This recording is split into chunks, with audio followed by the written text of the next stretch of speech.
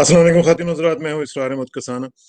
और आज का जो हमारा प्रोग्राम है इसमें हमने मुख्तलिफ चीज़ें डिस्कस करनी है पाकिस्तान के हवाले से। और आपको पता है कि आज अभी कनाडा में तो 11 सितंबर है, जो कि कायद आज़म की वफ़ात का दिन है। पाकिस्तान में इस वक्त 12 हो चुकी भी है, लेकिन जाहिर है कि हम बात करेंगे। कायद आज़म से शुरू करते हैं। आपको पता है कायद आज़म के बारे में किसी ने कहा था कि उनका जो कैरेक्टर था वो कितना बड़ा था और किस तरीके से उनकी जिंदगी जो थी उसके बारे में हम कहते हैं। और वो जो स्टैनली वॉलपर्ट की जो बुक है जिन ऑफ पाकिस्तान, उसमें उसने लिखा कि few individuals significantly alter the course of history, fewer still modify the map of the world, hardly anyone can be credited with creating a nation state. Mohammad Ali Jinnah did all three. फिर जो मैंने पहले बात की थी कि किसी ने यह कहा था कि as there was no crease in his dress, there was no twist in his character. ये जो कैरेक्टर था कायद आज़म का, जिसके लिए हम तड़प रहे हैं आजकल, हम देखते हैं कि काश कि हमें कोई इस तरह का लीडर मिल जाए कि जो उस कैरेक्टर को, चलें उतना ना सही लेकिन कम से कम उनके नजदीक तर पहुंच सके और इस मुल्क को और इस मुल्क के अजीम को उस मंजिल तक लेके जा सके जो कि ये इसकी किस्मत में लिखी हुई थी। और उसको हम आसानी से पैदा होता हुआ देखें कि क्या उसके जो आइडियल्स हैं वो पूरे हो सकते हैं कि नहीं हो सकते। आज का जो शो है उसमें हमने ये देखना है थ्री आइडियाज।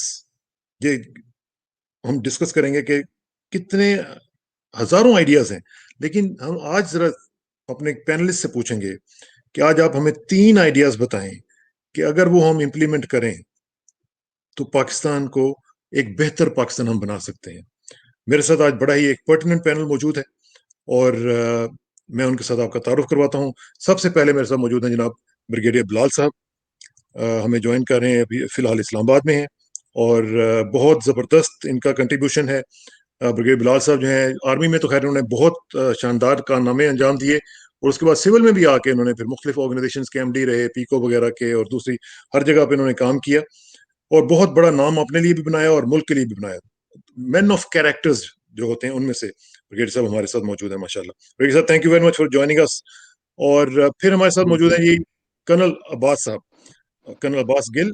इन्होंने भी बड़ा जबरदस्त करियर अपना आर्मी में गुजारा और उसके बाद फिर आजकल भी बहुत एक्टिव सिविलियन लाइफ गुजार रहे हैं और मुख्तलिफ ग्रुप्स में बड़े बड़े जबरदस्त आइडियाज देते हैं। तो मैंने सोचा कि आज इनकी जो इंटेलेक्चुअल डेप्थ है उसका भी फायदा उठाया जाए। तीसरे थैंक नंबर यू पे सर। हमारे साथ मौजूद हैं जनाब डॉक्टर जफर बुखारी साहब। ये हमें शिकागो से ज्वाइन कर रहे हैं। शिकागो स्टेट यूनिवर्सिटी जो है उसमें प्रोफेसर हैं और बड़ा जबरदस्त काम कर रहे हैं। मैंने इनकी चीजें पढ़ी हैं, इनका जो कंट्रीब्यूशन है इट्स अमेजिंग। तो ये तीनों लोग जो हैं ये अपने अपने सतह के ऊपर बहुत जबरदस्त काम कर रहे हैं। मैं इन तीनों दोस्तों को वेलकम करता हूं। और टू स्टार्ट विद ब्रिगेड साहब, आपसे बात करना चाहूंगा कि आपकी जिंदगी बहुत मैंने देखा है कि बड़ी डाइवर्स किस्म के लेवल पे गुजरी है। क्या बताएंगे आप हमें कि क्या वो तीन आइडियाज हैं कि अगर आज हम उनको इम्प्लीमेंट कर लें तो पाकिस्तान बैक ऑन ट्रैक आ जाए और पाकिस्तान एक बेहतर मुल्क बन जाए। जी, बहुत शुक्रिया कसाना साहब। आप मेरे बहुत अच्छे दोस्त हैं और बहुत दफ़ा आपने मुझे कहा प्रोग्राम पे आने के लिए, तो somehow we could not connect with each other. तो आज बड़ा लकी दिन है 11 सितंबर कि हम एक दूसरे से बात कर रहे हैं। जी। जी, सबसे पहले तो मैं अर्ज ये करूंगा कि हमारी जुडिशरी जो है उसमें बहुत इम्प्रूवमेंट की ज़रूरत है। और आप ये देखें कि पाकिस्तान पीनल कोड और एविडेंस एक्ट, अभी आपने कोयटा में देखा था कैमरे की आंख ने कि एक ट्रैफिक का सिपाही कुचल दिया गया था और वो मैंने नहीं देखा, सारी दुनिया ने उसको देखा। लेकिन क्या हुआ, कोर्ट से वो कल्प्रेट जिसने उसको कुचला था वो आजाद हो गया क्योंकि एविडेंस नहीं था। तो हमारा ये जो एविडेंस एक्ट है इसको रिवाइज करने की जरूरत है। अगर ये पार्लियामेंट से रिवाइज नहीं होता तो हम इस पे रेफरेंडम करें और पाकिस्तान पीनल कोड पे रेफरेंडम करें और इन एक्ट्स को हम रिवाइज करें ताकि लोगों को इंसाफ मिल सके। ये जब तक नहीं होगा, हमारी जुडिशरी ठीक नहीं होगी, पाकिस्तान एक बेहतर मुल्क नहीं बनेगा और इंसाफ कभी भी किसी को नहीं मिल सकेगा। यहाँ पे इंसाफ खरीदा जा सकता है, मिलता नहीं है। और अमीर लोग इसको खरीद सकते हैं, गरीब बेचारे 30-30 साल तक अदालतों के चक्कर लगाते रहते हैं और अगली जनरेशन आ जाती है, इंसाफ नहीं मिलता। तो judiciary is very very important aspect which is needed to be improved. तो अभी और भी हजारों चीजें हैं, लेकिन मैं अभी टूरिज्म की तरफ आऊंगा, क्योंकि मैं अभी शुगरान और सुकी किनारी डैम, और फिर मैं मुजफ्फराबाद भी गया, गढ़ी हबीबुल्ला गया और एबटाबाद में रहा कुछ देर और फिर वापस आ गया। मैं तो टूर ही करता रहता हूँ सारी जिंदगी, जब से मैं रिटायर हुआ हूँ, क्योंकि ट्रैवलिंग जो है उससे बंदा बहुत सीखता है। तो शुगरान एक बहुत प्यारी जगह है, लेकिन जो सड़क वहां पे जाती है उसमें बहुत ज्यादा गड्ढे पड़ गए हुए हैं और बहुत खराब है। कारें आपको नीचे खड़ी करनी पड़ती हैं, वहां से जीप्स हायर करनी पड़ती हैं और ऊपर जाना पड़ता है। तो ये चीजें जो हैं ये ठीक होनी चाहिए। अगर गवर्नमेंट के पास पैसा नहीं है तो प्राइवेट पार्टनर्स जो वहां पे हैं, होटल्स जो वहां पे हैं, वहां पे हाँ जी। पाइन पार्क है, इस तरह 2-4-5 बड़े होटल हैं, बड़ा पैसा बना रहे हैं। तो उनको चाहिए पब्लिक ठीक। प्राइवेट पार्टनरशिप में आके कुछ गवर्नमेंट पैसे डाल दे, 50% वो डाल दें, अपनी सड़क को ठीक कर लें। लेकिन हम चाहते हैं कि हर काम गवर्नमेंट करे, हम खुद कुछ करने हाँ, के लिए तैयार नहीं है। ठीक बात। तो मैं कहूंगा कि इस पे बहुत जोर देना चाहिए, इससे हमें बहुत फॉरेन एक्सचेंज मिल सकता है।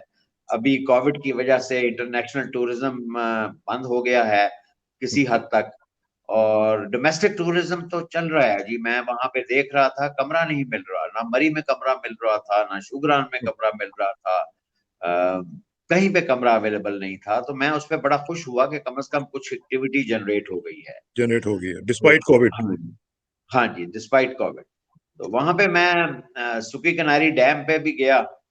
तो वहां एक रेस्टोरेंट है जहां से सारी डैम नजर आ रही है। तो जी। वहां पे एक जियोलॉजिस्ट बैठे हुए थे, अच्छा जी। फैसलाबाद के थे, और 3 साल से वहां पे काम कर रहे हैं। तो मुझे बड़ा दुख हुआ ये जान के कि ये run of the river dam है, जो कि बनाने चाहिए हमें, क्योंकि run of the river dam में एनवायरनमेंट खराब नहीं होती जी। हाँ दरिया जी। में कोई 25-30% पानी छोड़ दिया जाता है, बाकी पानी एक टनल के जरिए टरबाइंस के थ्रू फिर दरिया में मिल जाता है। तो ठीक। इससे हमें हेड मिल जाता है।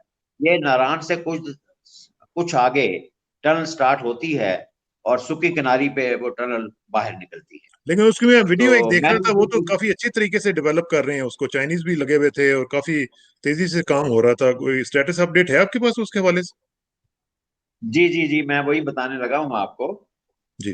काम तो बहुत तेजी से हो रहा है, लेकिन जो तशवीश मुझे हुई वो ये हुई कि इसको एक चाइनीज कंपनी को 30 साल के लिए बीओटी पे दिया गया है, built operate transfer. Operate transfer, हाँ। और और रेट आप सुन के हैरान हो जाएंगे कि 11 सेंट पर यूनिट पे कॉन्ट्रैक्ट किया गया है, और स्टेट गारंटी दी गई है, सोवरेन गारंटी दी गई है। हम्म। और वो मुझे बता रहे थे जियोलॉजिस्ट कि ज्यादा से ज्यादा 3 साल में इसकी कीमत पूरी हो जाएगी और 30 साल वो इसको एंजॉय करेंगे। तब हम्म। तक पता नहीं डैम का कुछ बचता है या नहीं बचता। तो इतनी हाँ। महंगी बिजली हाइडल मैंने जिंदगी में सुनी नहीं है। 4-5 सेंट तक तो ठीक है, लेकिन 11 सेंट का मतलब है कि 18 रुपए पर यूनिट। हम्म। और आई डोंट हाँ, ये तो बहुत अंडरस्टैंड। बहुत महंगी हो हाँ, जाएगी।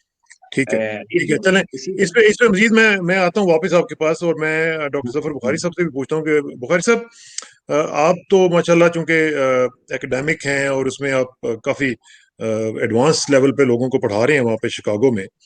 आप क्या समझते हैं कि आप बाहर बैठे हुए, क्योंकि जाहिर जब आदमी बाहर होता है तो उसकी जरा नजर थोड़ी सी डिफरेंट हो जाती है, तो बाहर बैठे हुए आउटसाइड व्यू के तौर पर आप जब पाकिस्तान को देखते हैं, तो आप क्या समझते हैं कि पाकिस्तान में क्या चीजें हैं जो ठीक करने वाली हैं, और उसमें टॉप 3 कौन सी हो सकती हैं? सबसे किसान साहब, आपका बहुत बहुत शुक्रिया, और तमाम मेहमानों का भी अस्सलाम वालेकुम। शिकागो में इनफैक्ट पढ़ाने का एक मुझे जो फायदा हुआ बड़ा, वो ये हुआ कि अमेरिका के अंदर हम लोग जब रिसर्च करते हैं तो उसको हम एक्शन रिसर्च कहते हैं। एक्शन रिसर्च वो होती है कि आप as a practicing professor consulting भी कर सकते हैं अपनी। तो मुझे इसमें इत्तेफाक हुआ कि जो मैं पढ़ाता हूँ सब्जेक्ट्स, जिसमें एंटरप्रेन्योरशिप है, स्मॉल बिजनेस मैनेजमेंट है, इंटरनेशनल बिजनेस है, इंटरनेशनल मार्केटिंग है, तो ये तमाम सब्जेक्ट्स वो हैं जो कि एक day to day human life के साथ, छोटे बिजनेस के साथ कनेक्टेड है। तो पाकिस्तान के रेफरेंस से मैंने इसमें कुछ आइडियाज डेवलप किए तकरीबन बहुत अरसा पहले, और इत्तेफाक की बात देखें कि जब मैंने उसके ऊपर पेपर लिखा तो US department of agriculture Washington DC ने, उन्होंने मुझे इनवाइट किया, और पिछले तकरीबन 15 साल से मैं उनके साथ तकरीबन साल में 4-5 कंट्रीज में विजिट करता हूं। हमारा प्राइमरी फोकस रहा है साउथ अमेरिका और अफ्रीका, और इन तमाम कंट्रीज में जाके मैंने एक चीज ये नोट की कि वहां पर वो लोग कोशिश करते हैं कि जिस तरीके से अमेरिकन और यूरोपियन इकोनॉमीज डेवलप हुई हैं उसको उसी तरीके से डेवलप किया जाए। तो पाकिस्तान के ऊपर जब मैंने इस पे तमाम रिसर्च की तो मैंने नोट किया कि पाकिस्तान दुनिया का एक ऐसा मुल्क है जहां पर अल्लाह ताला ने हमें इस कदर पोटेंशियल दिया है कि पाकिस्तान के हर डिस्ट्रिक्ट के अंदर हमारे पास बेशुमार ऐसी चीजें हैं जिससे कि हम इंसानी जिंदगी को बेटर बना सकते हैं। तो उस वजह से फिर मेरा जो पहला इसमें आइडिया है, जैसे आपने 3 आइडियाज की बात की थी, पहला मेरा आइडिया यह है कि पाकिस्तान में पोटेंशियल मौजूद है कि हम हर डिस्ट्रिक्ट में या हर तहसील में based on the density of the population हम 15 से 20 स्मॉल इंडस्ट्रियल यूनिट कायम कर सकते हैं। और ये जो मेरा विजन है, ये मेरा विजन आया है मैन्युफैक्चरिंग सेक्टर को देखते हुए।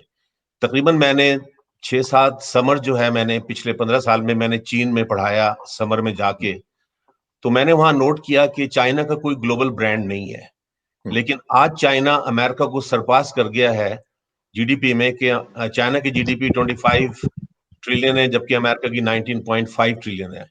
तो 6 ट्रिलियन का डिफरेंस जो आया है वो सिर्फ इस वजह से आया है कि चाइनीज का सिर्फ एक फोकस रहा है लाइफ के अंदर कि मैन्युफैक्चरिंग सेक्टर को जितना ज्यादा हम प्रमोट कर सकते हैं, और वो भी स्मॉल स्केल के ऊपर, लार्ज स्केल पर नहीं है। तो पाकिस्तान के लिए फिर मैंने ये विजन निकाला कि नहीं, पाकिस्तान के हर डिस्ट्रिक्ट में इतना पोटेंशियल मौजूद है, हमारे पास वहां पर लोगों के पास पैसा भी है, हमारे पास रॉ मटेरियल भी है, हमारे पास वहां पे एजुकेटेड एंटरप्रेन्योर्स भी हैं जो इंजीनियर्स भी हैं, और सबसे बड़ा जो हमारा पोटेंशियल है पाकिस्तान के हर डिस्ट्रिक्ट के अंदर, जिसको कि मैं चाइना से भी रिलेट करता हूं, वो है कि पाकिस्तान के हर डिस्ट्रिक्ट में हमारे पास रिटायर्ड डिफेंस पर्सनल भी मौजूद है। तो ये एक ऐसा ग्रुप आपके पास बनता है एंटरप्रेन्योर्स का और स्मॉल बिजनेसेस का। अब उसमें क्वेश्चन ये रेज होता है कि जब मैं 15 से 20 इंडस्ट्रियल यूनिट्स की बात करता हूं तो उसमें जो मेजर फोकस है वो है बेसिक ह्यूमन नेसेसिटीज के ऊपर। बेसिक ह्यूमन नेसेसिटीज की इंडस्ट्रीज वो हैं जो कि दुनिया के हर कंट्री में हर इंसान, irrespective of the quality of life या कंट्री की जीडीपी के, हर इंसान की जरूरत होती है, जिसमें कि वाटर बेस्ड प्रोडक्ट्स होती हैं, पानी है, हेल्थ केयर है, शैम्पू कंडीशनर है, डेयरी है, फूड प्रोसेसिंग है। तो ये तमाम ये फैक्टर ऐसे हैं, और ये जो इंडस्ट्री है इनफैक्ट ये ऑलरेडी मेच्योर इंडस्ट्री है, और अगर पाकिस्तान को अगर डेवलप करना है तो मैं इसमें जो मैंने नोट किया खासतौर पे अफ्रीका और साउथ अमेरिका में, कि बहुत सारी उनकी इकोनॉमीज जो हैं वो with in 1 to 2 years develop हो गई। मसलन कि वो, और बहुत सारी इकोनॉमीज ऐसी थी ब्राजील में भी कि जहां पर के $1 ट्रिलियन का इनफैक्ट डिफरेंस आ गया था with in 3 to 5 years।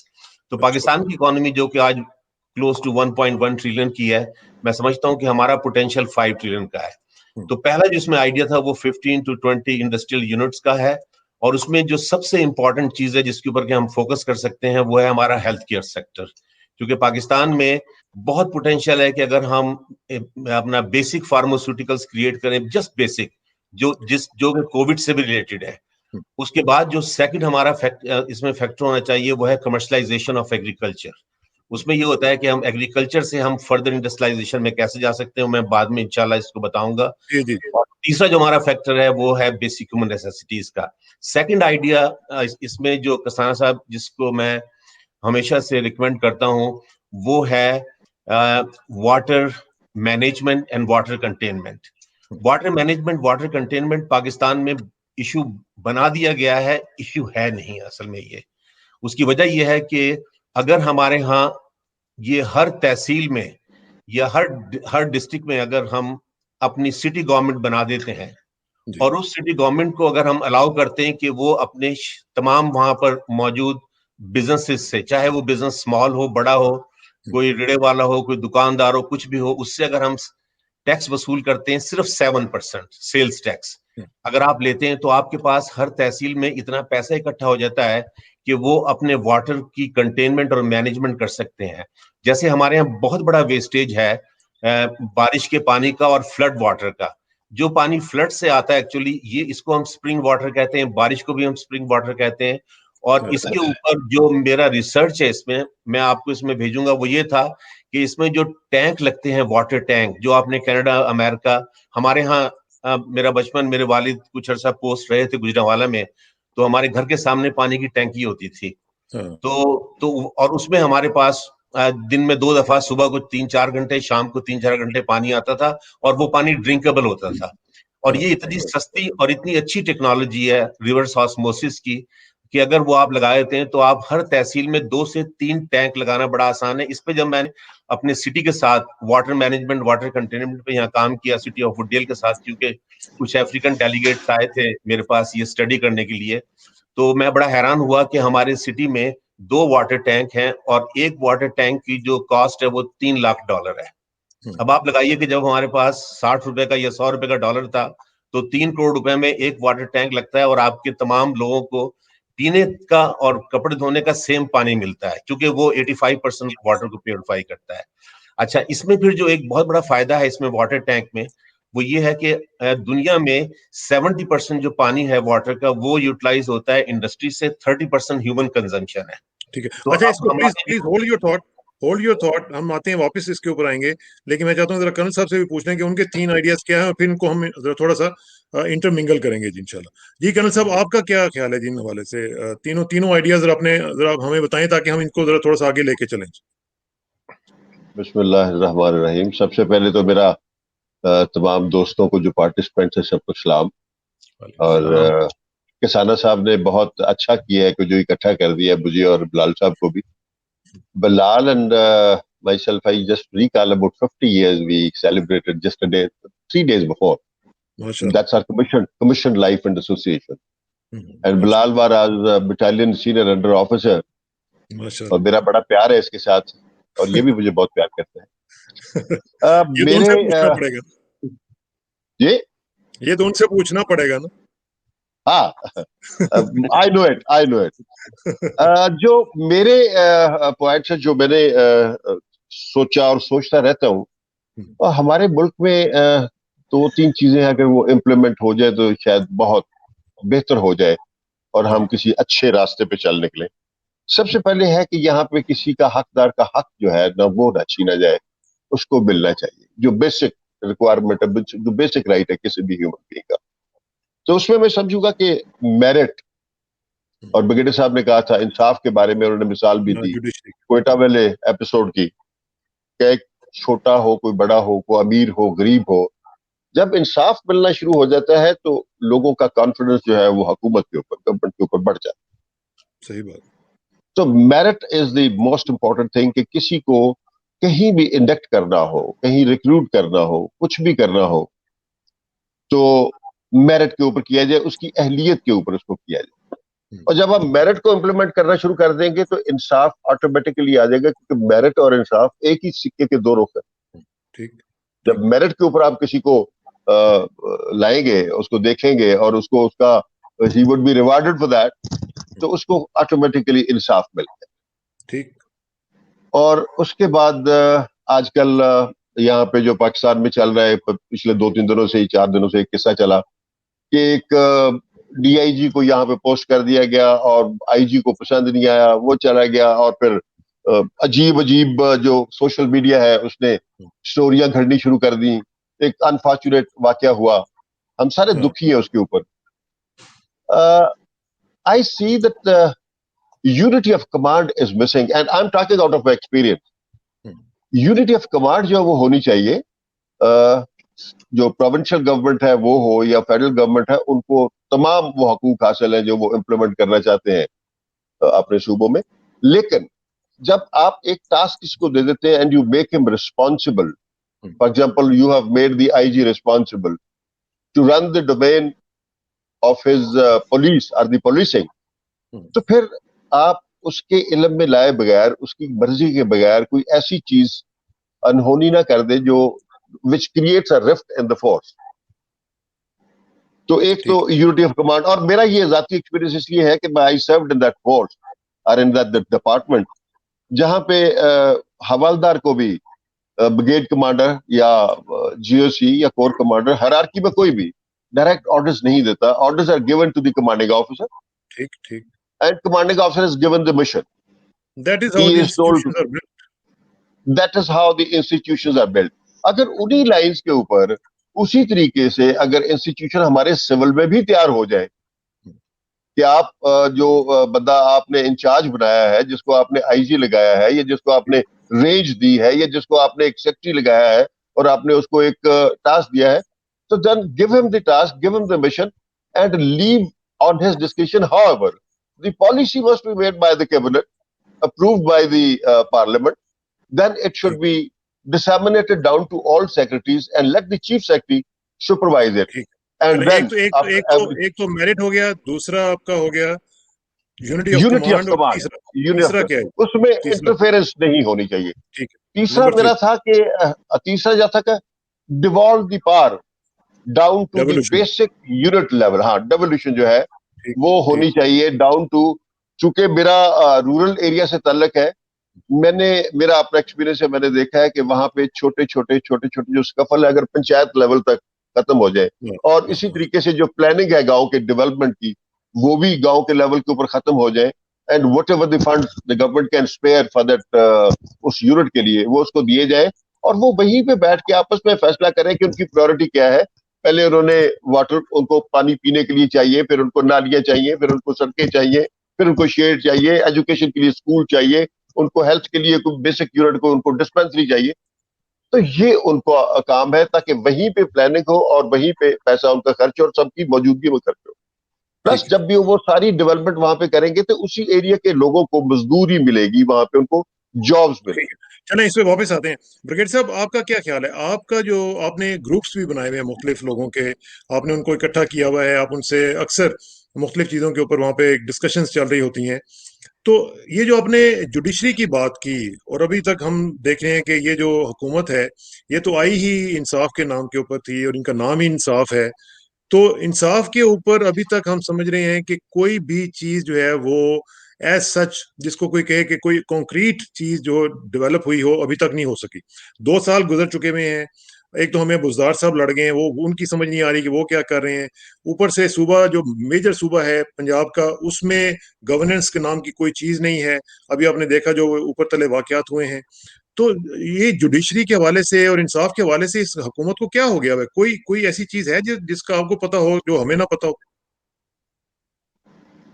Sir, अभी मैंने आपसे गुजारिश की थी कि कैमरे की आंख ने एक जुल्म होते हुए सामने देखा, लेकिन एविडेंस एक्ट में ये मौजूद है कि भाई जब तक गवाह नहीं होंगे जो आके कहेंगे कि हाँ जी मैंने इसको मरते हुए देखा, मैंने इसको कुचला जाता हुआ देखा, कुछ नहीं हो सकता। तो आपने एविडेंस एक्ट को, पहले भी मैं कह चुका हूँ कि ठीक करें इसको, एविडेंस एक्ट को, कैमरे को लाएं। अभी दुनिया बदल गई है, वो ब्रिटिश टाइम चला गया है जब एविडेंस ढूंढते थे। अभी जब कैमरे ने किसी चीज को पकड़ लिया है तो फिर कौन सा एविडेंस चाहिए? इससे बेहतर क्या एविडेंस है? और दूसरी बात यह है जुडिशरी में कि आपके जो जजेस हैं वो वकीलों से बनाए जाते हैं, और वकील जिस तरह के लोग हैं वो आपको पता है। 90% उसमें जो है वो जज को वो पैसे दे के तो केस लड़ते हैं, मेरिट पे केस नहीं लड़ते, और उन्हीं वकीलों में से फिर जज बन जाते हैं। जैसे फौज में आईएसएस भी करना पड़ता है, एक सिस्टम के थ्रू गुजरना पड़ता है, इस तरह सीएसपी आप देख लें, कितना मुश्किल इम्तहान होता है, उसमें फिर आप सिलेक्ट होते हैं, फिर ग्रूम होते हैं, ऊपर जाते हैं। तो इस तरह जुडिशरी में भी जजेस किसी सिस्टम के मुताबिक आने चाहिए। और वहां पे जैसे अब्बास मेरे भाई ने कहा, आई रियली लव हिम, और आपने कहा था कि मेरे से आप पूछेंगे, तो हम पीएमए में इकट्ठे थे 50 साल पहले, तो तब से हम इन टच हैं। he's really my friend। तो उसने अभी कहा कि भाई देखें, जुडिशरी में जब तक इंसाफ नहीं मिलेगा कुछ नहीं होगा। और हमें बेहतर जजेस चाहिए, और बेहतर जज आपको मिलेंगे सिलेक्शन से। ये नहीं कि यहाँ पे लोग नहीं हैं, यहाँ पे बड़े अच्छे लोग हैं पाकिस्तान में, लेकिन वो आगे नहीं आते। हमारा सिस्टम ऐसा है, सिफारिश पे बेस्ड है और नेपोटिज्म पे बेस्ड है, वो लोग सामने आते ही नहीं है। तो सिस्टम ठीक करें, जजेस को एक सीएसपी की तरह सिलेक्ट करें, उनको ग्रूम करें, उनको वहां पे लाएं, उनकी तनख्वाहें इतनी ज्यादा कर दें कि वो करप्शन ना करें। और जज के हाथ में कुरान देने की जरूरत है, विटनेस के हाथ में कुरान देने की जरूरत नहीं है। जज के हाथ में कुरान दें कि वो सही फैसले करे, और जब फैसले सही होना शुरू हो जाएंगे, सोसाइटी ठीक हो जाएगी। इंसाफ के बगैर हम कुछ नहीं कर सकते, और इंसाफ हमें नहीं मिल रहा।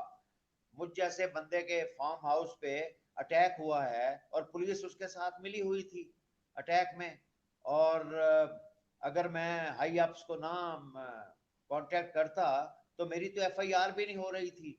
एक अगर ब्रिगेडियर के साथ जो जितना हाई अप के साथ लिंक्ड अप है, उसके साथ ये हो रहा है, तो गरीब आदमी के साथ क्या हो रहा है? वो किसी ने ठीक कहा है, थाने जो हैं वो जो हैं वो लोगों के लिए, गरीबों के लिए एक मकबूजा कश्मीर की हैसियत रखते हैं, और वहां पे जो थानेदार बैठा हुआ है वो मोदी की तरह का है। तो जब तक आप थाने ठीक नहीं करेंगे, जुडिशरी ठीक नहीं करेंगे, इंसाफ कैसे मिलेगा? सबसे पहली रिक्वायरमेंट ये है। तो क्योंकि आपका लिमिटेड प्रोग्राम है, तो हाँ, मैं आगे ठीक। चलता हूँ। सेकंड पॉइंट मैंने टूरिज्म का बताया था, तो वो जी तो जी। आप सब लोग एग्री करेंगे कि टूरिज्म को बढ़ाना चाहिए। लेकिन तीसरा पॉइंट नहीं बता सका मैं। तीसरा पॉइंट जो मैं बताना चाहता हूँ पाकिस्तान को बेहतर बनाने के लिए, to build a better Pakistan, is education. हमारी जो एजुकेशन है, एक तो उसमें हर किस्म के सिलेबस हैं, कोई ये लेवल कर रहा है, वो लेवल कर रहा है, कोई मैट्रिक कर रहा है। बड़ी अजीब मामला है। अभी इमरान खान को ट्राई मदरसे तो भी कर हैं। रहा है कि हम एक सिलेबस सबके लिए कर दें, और ये जब हो जाएगा तो हमने चप्पे चप्पे तक एजुकेशन पहुंचानी है। इसमें 10 साल लग जाएंगे, लेकिन एक बेहतर कौम सामने आएगी, और एक ऐसी कौम जिसको कैरेक्टर सिखाया जाएगा, जिसको ये बताया जाएगा कि ऑनेस्टी क्या है, जिसको ये बताया जाएगा कि माँ बाप की खिदमत क्या है, जिसको ये बताया जाएगा कि मदरलैंड क्या होता है, उसके लिए क्यों जान दी जाती है। सिर्फ फौज ने ठेका लिया हुआ है, ये अपने सीनों पे गोलियां खाए, और फौज को आप क्रिटिसाइज करते रहते हैं बिला वजह। और आप देखें, वो लोग जिन्होंने सीनों पे गोलियां खाई हैं जवानी में, यंग ऑफिसर्स आर गोइंग, और उनके पेरेंट्स पे क्या गुजरती है जब आप फौज को क्रिटिसाइज करते हैं। वल्ला आप क्रिटिसाइज करें, पर्सनैलिटीज को करें क्रिटिसाइज, नाम लेके क्रिटिसाइज करें, जनरली क्रिटिसाइज ना करें। ये थोड़ा सा टॉपिक से मैं हट रहा हूँ। Education is the main point. हम चप्पे चप्पे, मैं अभी बहुत फिरता हूँ, बड़े गांव में जाता हूँ, आगे पीछे फिरता हूँ, पहाड़ियों में जाता हूँ, ऐसे ट्रैक्स पे जाता हूँ जहाँ पे सड़क भी नहीं जाती, कोई एजुकेशन नहीं है वहां पे। और आप देखें मदरसों में जाके भैंसें बंधी हुई हैं, और वहां पे कोई चर्च पी रहा है, कोई टीके लगा रहा है, खाली बिल्डिंगें बनी हुई हैं, टीचर घर बैठे तनख्वाह ले रहे हैं। और क्या फिर कौम बनेगी? फिर जब वो बच्चे बड़े होते हैं, वो फिर ऐसे ही होता है, वो फिर नकल मारते हैं इम्तिहान में, नकल चल रही होती है। 100 रुपया लेके मोबाइल अंदर जाने दिया जाता है, मोबाइल आजकल बच्चा बच्चा कनेक्ट कर लेता है, मोबाइल पे कनेक्ट करके वो पर्चा हल कर रहा होता है, एक दूसरे से नकल मार रहे होते हैं। तो क्या कौम बनेगी बाबा? पहले अपनी कौम को ठीक करें, वो एजुकेशन के बगैर ठीक नहीं होगी। मेरा तीसरा पॉइंट ये था। तो अभी आप ठीक है। You can move forward mister ठीक कसाना। है। ठीक है जी। अब डॉक्टर साहब की बारी है। डॉक्टर साहब, आपने जो हमारे दोनों दूसरे दोस्त हैं, ये एक स्ट्रेटेजिक पिक्चर दे रहे हैं, और आप, मेरा ख्याल है कि जो बड़े टेक्निकल लेवल पे आप जो चीजें बता रहे हैं कि मैन्युफैक्चरिंग है, इस तरह की चीजें जो हैं, इसको जरा थोड़ा सा बताएं कि ठीक है, एजुकेशन भी बहुत इंपॉर्टेंट है, जुडिशरी भी बहुत इंपॉर्टेंट है, सब कुछ ठीक है, लेकिन जो आप चीज कह रहे हैं वो भी बहुत जरूरी है कि उसके ऊपर भी तवज्जो दी जाए। और इमरान खान साहब को और उनकी हुकूमत को, अगर वो किसी तरीके से बुज़दार साहब से जान छुड़वा लें, या किसी तरीके से इस इनर्शिया में से निकल सकें, ये जो एक पेंडेमिक ऑफ इनएक्टिविटी है, उसमें से निकल सकें किसी तरीके से, तो आप प्लीज उस पर जरा मजीद एलैबोरेट कर दें। नहीं, इसमें आपने बड़ी अच्छी बात कही। आपने जैसे कहा कि ब्रिगेडियर साहब ने और कर्नल साहब ने एक स्ट्रेटेजिक बात की है, जो कि हाँ, किसी भी कौम के लिए बहुत अहम तरीन चीज होती है। मेरा पॉइंट है ऑपरेशनल। ऑपरेशनल पॉइंट्स जो होता है, उसके अंदर आप उन पॉइंट्स के ऊपर तवज्जो देते हैं जिसके ऊपर कि आप समझते हैं कि इन द नेक्स्ट 2 years जो है आप अपने गोल अचीव कर सकते हैं। इंडस्ट्रियलाइजेशन के ऊपर मेरा बड़ा सिंपल सा इसमें वो है कि ये वो टेक्नोलॉजी है जो कि बहुत मैच्योर टेक्नोलॉजी है, और आप इस टेक्नोलॉजी को दुनिया में हर जगह से सोर्स भी कर सकते हैं। बल्कि मैं ऐसे ऐसे हमने यहाँ इंडस्ट्रियल यूनिट्स के साथ बात की है कि जो पाकिस्तान में आके खुद मैन्युफैक्चर करके मेड इन पाकिस्तान टेक्नोलॉजी दे के, जब पाकिस्तान न्यूक्लियर और जहाज बना सकते हैं तो ये टेक्नोलॉजी हम क्यों नहीं बना सकते। तो इससे ये है कि 1 से 2 साल का ये प्रोजेक्ट है जो कि बड़ा ऑपरेशनल हो सकता है। और जो मेरा दूसरा पॉइंट था वो वाटर कंटेनमेंट का था, वो भी ऑपरेशनल है और वो भी अंडर 1 ईयर है। तीसरा पॉइंट जो मेरा था, जो कि ब्रिगेडियर साहब ने फरमाया, एजुकेशन का था। लेकिन मेरा एजुकेशन जो है वो उसमें स्ट्रेटेजिक, मैं उसमें नहीं जाऊंगा। उसकी वजह ये है कि वो हमारे यहाँ ऑलरेडी एग्जिस्ट करती है। बच्चे पीएचडी भी कर रहे हैं, एमए भी कर रहे हैं, एमबीबीएस भी कर रहे हैं, लॉ इंजीनियरिंग सब कुछ चल रहा है। मेरा पॉइंट ये है उसके अंदर कि जो कि कंबाइन करता है वाटर प्रोजेक्ट्स को और मैन्युफैक्चरिंग को उनकी एजुकेशन के साथ। इसके 2 डायमेंशन है। इसकी एक डायमेंशन तो है अडल्ट स्किल डेवलपमेंट। इसके ऊपर मैंने अपनी यूनिवर्सिटी के साथ मिलके और यूएसडीए के साथ भी हमने कुछ कोर्सेज डेवलप किए हैं, जो कि हमने अफ्रीका में और इधर मुख्तलिफ जगहों पे हमने मुख्तलिफ यूनिवर्सिटी के साथ उनको एक सर्टिफिकेट कोर्सेज की हैसियत से दी है। दूसरा जो उसी में एजुकेशन का जो पार्ट है वो है बिजनेस 101। बिजनेस 101 बेसिकली इसका आइडिया मुझे आया था जब मैं रोमानिया गया था यूएसडीए के साथ। तो वहां पर मैंने ये देखा कि वहां बहुत सारे इंजीनियर्स हैं, उनके पास साइंटिस्ट हैं, पीएचडी हैं। ईस्टर्न यूरोप में खासतौर पर बहुत था। और बहुत सारे ऐसे लोग भी हैं जो कि एंटरप्रेन्योर या बिजनेसमैन हैं, लेकिन उनका जो बैकग्राउंड है वो इंजीनियरिंग का है, मेडिसिन का है, सोशल साइंसेस का है, हार्ड साइंसेस का है। तो उनके लिए जो कोर्स वर्क हमने डेवलप किया है वो इन दोनों चीजों से रिलेटेड है, जिसमें कि मैन्युफैक्चरिंग के प्रोजेक्ट्स हैं और वो है उसके अंदर बेसिकली वो जो कोर्स हैं उसमें बेसिक मार्केटिंग है, मैनेजमेंट है, उसमें अकाउंटिंग है, फाइनेंस है, फाइनेंशियल मैनेजमेंट है। उसके अंदर एक एक कोर्स जो कि हमने इसमें डेवलप किया है, जो कि बिल्कुल शॉर्ट कोर्स है, विद इन 3 मंथ्स आप आदमी को जो है ना उसकी स्किल को थोड़ा सा डेवलप कर देते हैं। वो है production management. Production management basically deal करता है आपकी मैन्युफैक्चरिंग मैनेजमेंट के साथ। तो एजुकेशन जो है ये भी एक ऐसा फैक्टर है इसके अंदर जो कि हमने डेवलप किया। एक सर्टिफिकेशन कोर्सेज है, इसके अंदर कोई डिग्री या कोई ऐसी चीज नहीं है, लेकिन उसमें ये जरूर होता है कि बहुत सारे ऐसे कोर्सेज हैं जो कि हम खुद अपनी यूनिवर्सिटी से ऑफर करते हैं। और ये मैं समझता हूं कि अगर ये हम कंबाइन करते हैं इसको, जैसे मैन्युफैक्चरिंग में, जैसे मेरा जो विजन है इसके 2 डायमेंशन है। एक डायमेंशन तो ये है कि आपने जो है ना टेक्निकल आपने इश्यूज को एड्रेस करना है, और इसके अंदर 100% टेक्नोलॉजी जो है वो डेवलप्ड है। तो आपको कोई, you don't have to invent the wheel. पहली बात तो ये है। उसका दूसरा फैक्टर है वो है फाइनेंसिंग का फैक्टर है। उस फाइनेंसिंग के फैक्टर को मैं ऐसे लेकर आया हूं उसके अंदर, ये जो आइडिया है मेरा और ये विजन भी है कि इसमें हम जो नॉर्थ अमेरिका में रहने वाले और यूरोप में रहने वाले ओवरसीज पाकिस्तानीज हैं वो कोलैबोरेट करेंगे अपने किसी भी डिस्ट्रिक्ट या किसी भी तहसील के अपने ही रिश्ता अजीजों के साथ, दोस्तों के साथ, पाकिस्तानियों के साथ। तो ये दोनों पार्टीज मिलके जो है ये 20 to 35% जब डाउन पेमेंट करते हैं, तो एक एरिया जो कि आज तक पाकिस्तान में हमारे स्मॉल बिजनेस को डेवलप ना करने की वजह ये थी कि हमारे यहाँ बिजनेस में भी माफियाज हैं। अब आप ये देखें कि दुनिया में या चाइना में या नॉर्थ अमेरिका में जैसे ये होता है कि जनरल मोटर्स अगर है तो जनरल मोटर्स के तकरीबन मिलियंस ऑफ स्मॉल बिजनेसेस हैं जो उसको छोटे छोटे कंपोनेंट्स सप्लाई करते हैं। इस तरीके से अगर मैकडॉनल्ड का एक कंसेप्ट आता है तो मैकडॉनल्ड जो है उसने millions of businesses world wide create कर दिए हैं छोटे छोटे से। तो हमने भी इसमें जो वर्क किया है वो यही किया है कि हमने मैन्युफैक्चरिंग के अंदर एक ऐसी फ्रेंचाइज है जिसमें कि आप एक अमेरिकन और पाकिस्तानी ज्वाइंट वेंचर जब आप लाते हैं तो उसको आप ब्यूरोक्रेसी की हद से भी निकाल देते हैं। तो वो 30% फाइनेंसिंग जो कि let's say retired major in any tehsil and उसके साथ 2 और उसके एंटरप्रेन्योर्स लगा लीजिए और 1 या 2 लोग यहाँ से मिलके जब ये ग्रुप फॉर्म करते हैं तो ये तो 70% फाइनेंसिंग फिर आपको एक्सिम बैंक ऑफ यूरोप और एक्सिम बैंक ऑफ अमेरिका आपको मिल जाती है। तो इसमें ये तीनों चीजें ऐसी हैं कि जो जिनके लिए आपको वेट नहीं करना पड़ेगा। ये तीनों चीजें एट द सेम टाइम जो है आप इसको कर सकते हैं और इसमें साइमल्टेनियसली हो सकती हैं ये। हाँ, और इसमें अच्छा साथ आपने ओवरसीज पाकिस्तानीज की बात की है तो ये हमारी किसी बहन ने ये सवाल भेजा है कि what about honest and able persons with dual nationality who are expected to send money to Pakistan but not work there. अब ये भी एक इशू है कि जो पाकिस्तानीज ओवरसीज हैं, उनके बारे में तो वहां पे बात करना और फिर उनके मुतालिक इतनी ये बात कि जी वो आ नहीं सकते, सर्व नहीं कर सकते और उनको अपनी नेशनैलिटी छोड़नी पड़ेगी, ये इस तरह के भी इशू तो इसके साथ रिलेटेड है ना? नहीं, देखें, इसमें इसमें मेरा जो पॉइंट है, और जिस बहन ने भेजा है, मेरा ख्याल है इसका ये उनको मैं इसका आंसर भी दे देता हूँ। मेरा जो इसमें पॉइंट है वो ये है कि देखें, हम ओवरसीज पाकिस्तानी जो है ना, हम ज्यादातर कोशिश करते हैं कि हम पॉलिटिकल या गवर्नमेंट के हम जॉब्स में जाएं। मेरा पॉइंट ये है कि नहीं, दुनिया में जितनी भी तरक्की हुई है, including China and America as well, वो सब की सब प्राइवेट सेक्टर में होती है। तो अगर हम एक स्ट्रक्चर्ड वे में, एक बिल्कुल स्ट्रक्चर्ड वे में अगर हम ऐसा प्राइवेट सेक्टर क्रिएट करते हैं, जैसे मैं छोटी सी एक मिसाल दे देता हूं आपको।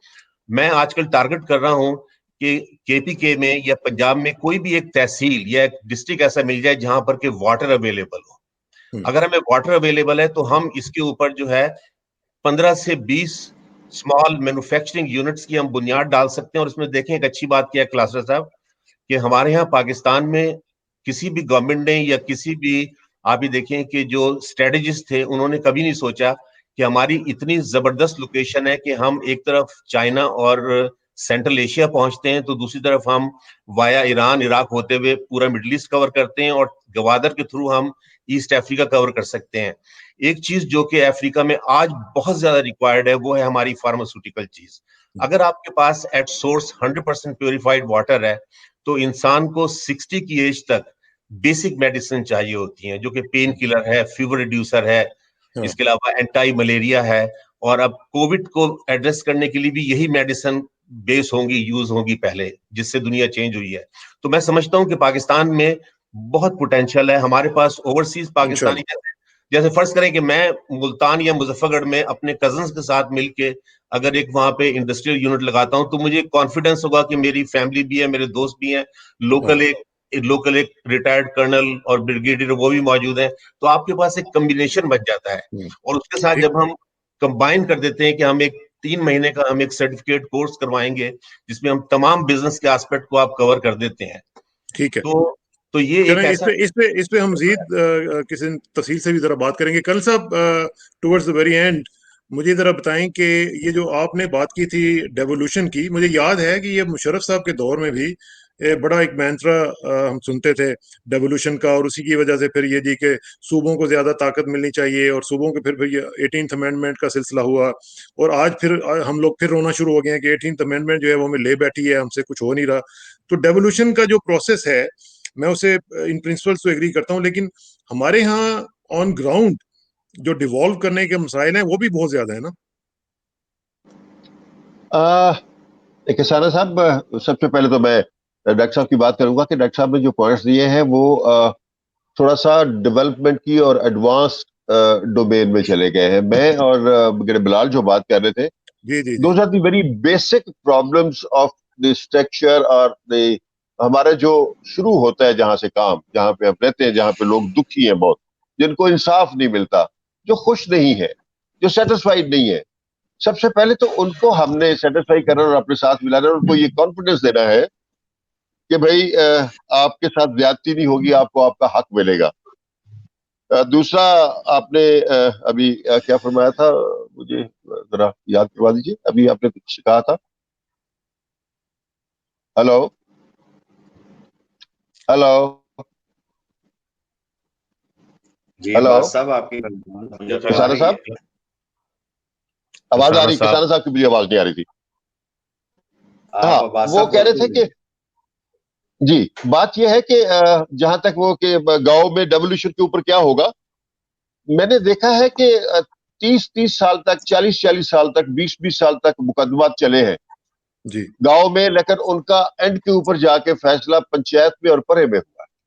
ठीक, अगर हम छोटे छोटे जितने भी स्कफल्स हैं उनको अगर हम अपने गांव के लेवल के ऊपर, बेसिक यूनिट के लेवल के ऊपर तय कर ले, तो हर बंदे को आपको थाने में नहीं जाना पड़ेगा और थाने वाले सिर्फ हीनियस क्राइम्स को डील करेंगे। ठीक, अगली बात, जो even they are more heinous crimes like what happened a day before और 2 days बिफोर ओवर हियर, हाँ, हाँ, उसके लिए जेआईटीज बने और जेआईटीज में तीनों महकमों के आदमी हो, फौज का आदमी भी उसमें हो, जो most heinous crimes like what happened which has created a dreadfulness in the whole of the country and everybody is talking about that. और हर आंख रो रही है। और सोशल मीडिया के ऊपर इतने कंफ्यूजिंग किस्म के रिमार्क्स आ रहे हैं, इतने जज्बाती किस्म के रिमार्क्स आ रहे हैं कि बंदा डिस्टर्ब हो जाता है। सही बात। तो 15 दिन, टोटल 15 दिन देने चाहिए। 15 दिनों में जीआईटी की रिपोर्ट जो है जिसमें 3 बंदे हो, एक फौज का रिप्रेजेंटेटिव हो minimum rank of a major, और एक सिविल एडमिनिस्ट्रेशन का हो जो लॉ क्वालिफाइड हो, और एक पब्लिक का बंदा वहां से उसी इलाके से विद अ गुड रिप्यूट।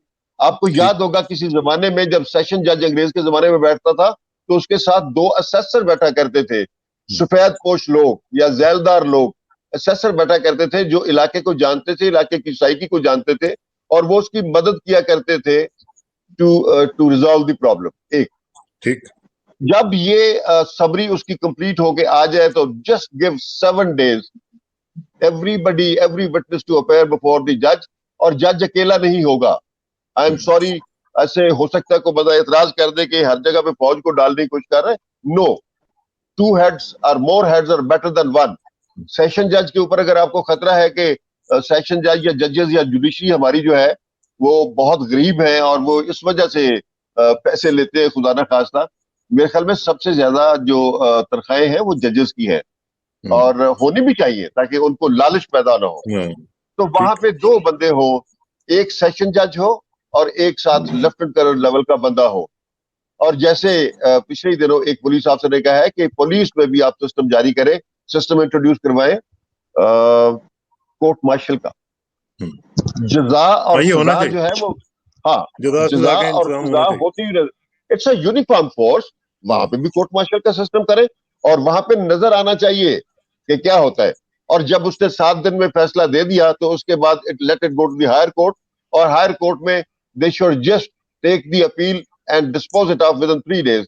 जब 1 महीने के अंदर अंदर बंदे को आप साइट के ऊपर लटका देंगे, उस स्पॉट के ऊपर जहां पे क्राइम हुआ था, तो आप देखेंगे कैसे चेंज आती है। यही तो मसला है ना जी, वो सजाएं तो नहीं ना होने दे रहे। अब यही तो मसला है। अब हमारे यहाँ कोई एक मसला है, हमारे यहाँ तो कोई जब सजा देने की बात आती है तो हमारा ये डॉलर खोर माफिया जो है ये सारे के सारे इकट्ठे होके आ जाते हैं और शुरू हो जाते हैं कि जनाब ये हो गया और वो हो गया, डेमोक्रेसी को नुकसान पहुंच जाएगा और ये हो जाएगा वो हो जाएगा। इनके सारों के डांडे जो हैं ये बाहर मिलते हैं जाके, सारों के सारे जो है वो बाहर इनके पड़ते हैं बच्चे इनके सारे के सारे।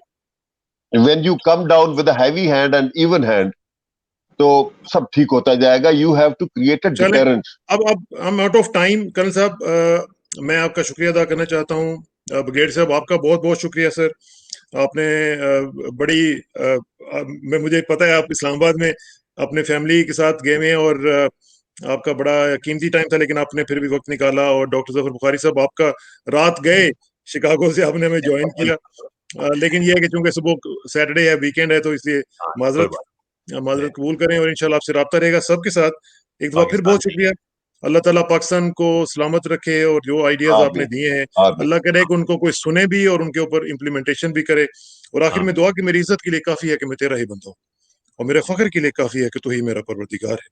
तो बिल्कुल उसी तरह जिस तरह मैं चाहता हूँ मुझे भी उसी तरह बना दे जिस तरह तू चाहता है। स्पुर्दम बतोमाए खेचरा तू दानी हिसाब कम बेचरा। मुझे इसरा किसाना को इस खूबसूरत पैनल के साथ इजाजत दीजिए। जल्दी मुलाकात होगी इंशाल्लाह। अल्लाह हाफिज।